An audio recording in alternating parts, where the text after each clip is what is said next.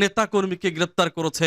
আদালতে ওঠানোর আগেই নির্যাতন করে তাদের পঙ্গু করা হচ্ছে এবং বিচার বিভাগকে দিয়ে রিমান্ডে নিয়ে গ্রেপ্তারকৃতদের উপর নির্মম নির্যাতন চালিয়ে কল্পকাহিনী রচনা করা হচ্ছে।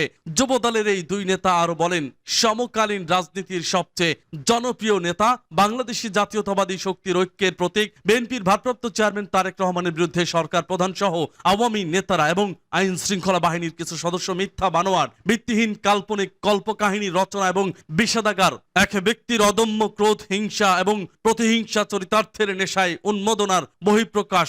জনগণ বিশ্বাস করে ডামি আওয়ামী সরকার শত শত নিরীহ ছাত্র জনতা হত্যা, গুম ও দত্ত অসহিঞ্চতা ও মহাদুর্নীতিকে পর্দার আড়ালে রাখতে এই পরিকল্পিত অপপ্রচার আমরা বাংলাদেশ জাতীয়তাবাদী যুবদলের পক্ষ থেকে তারেক রহমানকে নিয়ে সরকারের উদ্দেশ্য প্রণোদিত সব চক্রান্তের তীব্র নিন্দা, ধিক্কার এবং প্রতিবাদ জানাই। ব্যারিস্টার অনিকের প্রশ্ন যে প্রাণগুলো গেছে তারা কি আমাদের সম্পদ নয়? সুপ্রিম কোর্টের আইনজীবী ব্যারিস্টার অনিক আর হক বলেছেন, মেট্রো রেল, এলিভেটেড এক্সপ্রেস এর কথা বলি, এগুলো আমাদের সম্পদ, কিন্তু যে প্রাণগুলো গেছে তারা কি আমাদের সম্পদ নয়? তারা চলে যাওয়ায় সম্পদ তো আরো বেশি ক্ষতি হচ্ছে। মৃত্যু বন্ধ করুন।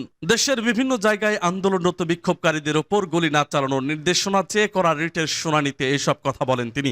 গতকাল সোমবার হাইকোর্টের বিচারপতি মোস্তফা জামান ইসলাম ও বিচারপতি এস এম মাসুদ হোসেন দোলনের সমন্বয়ে গঠিত বেঞ্চে এই রিটের শুনানি হয়েছে। আদালতে রিটের পক্ষে শুনানি করেন জ্যেষ্ঠ আইনজীবী জহিরুল ইসলাম খান পান্না ও ব্যারিস্টার সারা হোসেন এবং ব্যারিস্টার অনিক আর হক। রাষ্ট্রপক্ষের শুনানিতে ছিলেন অতিরিক্ত অ্যাটর্নি জেনারেল শেখ মোহাম্মদ মোর্শেদ ও ব্যারিস্টার মোহাম্মদ মেহেদি হাসান চৌধুরী। তাদের সঙ্গে ছিলেন ডেপুটি অ্যাটর্নি জেনারেল তুষার কান্তি রায়। এছাড়াও আওয়ামী লীগ নেতা সুপ্রিম কোর্টের আইনজীবী আজহার উল্লাহ ভুইয়া শুনানিতে অংশ নেন। এরপর আদালত শুনানির জন্য মঙ্গলবার পরবর্তী দিন নির্ধারণ করেন। শুনানিতে ব্যারিস্টার সারা হোসেন বলেন, কাউকে নিরাপত্তার স্বার্থে তুলে দেওয়া যায় না। গ্রেপ্তার করলে বলতে হবে কোথায় নিচ্ছে, কেন নিচ্ছে, কে নিচ্ছে। এখানে যারা নিয়েছে তারাই বলছে তাদের কাছে রাখা হয়েছে। কোনো আইনে নেই এভাবে কাউকে তুলে নেওয়া যায়। আপনাদের সামনে যাতে তাদের হাজির করা হয় অথবা মুক্ত করে দেওয়া হয়। তারা বলছে নিরাপত্তার স্বার্থে রাখছি, এই ক্ষমতা তাদের কোথায় দেওয়া আছে? একজনকে তার ইচ্ছার বিরুদ্ধে তুলে নিয়ে অন্য কারো কাছে রাখা যাবে কোথায় আছে? কোথাও লেখা নেই এভাবে কাউকে তুলে নেওয়া যায়। জ্যেষ্ঠ আইনজীবী জেড আই খান পান্না বলেন, মুক্তিযুদ্ধের চেতনার নাম দিয়ে যে কার্যকলাপ হচ্ছে তা মেনে নেওয়া যায় না। কোনো মুক্তিযোদ্ধা যদি বুকে হাত দিয়ে এ সময় হাইকোর্টে বলেন, এ বিষয়টি আপিল বিভাগ নিষ্পত্তি করেছে। জেড আই খান বলেন, আমি যদি দেখতাম ছাত্ররা নিরাপদে ঘুরতে পারছে, স্কুল কলেজে যেতে পারছে, তাহলে আমার কোনো আপত্তি ছিল না। আপত্তি হলো রাতে যখন ব্লক রেড দেয় এক একটা এলাকায়, ৭১ সালে যেমন হয়েছিল।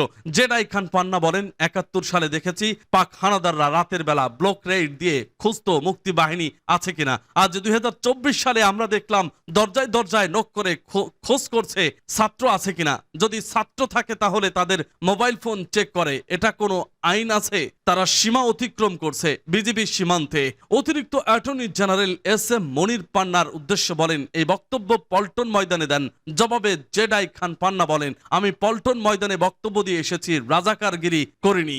এ সময় তিনি আদালতকে উদ্দেশ্য করে বলেন, এই তো সরকারের অবস্থা, বাইরে কি হবে? কোর্টের ভেতরে সরকারের অবস্থা এই, বাইরে কি করে এরা সেটা আমি বলতে চাই না। ব্লক রাইড দিয়ে যা করে রাতের বেলা এটা কি আইনসঙ্গত? মোটেই না। আদালত বলেন, যদি আটক না করে দিনের পর দিন রাখেন কিভাবে?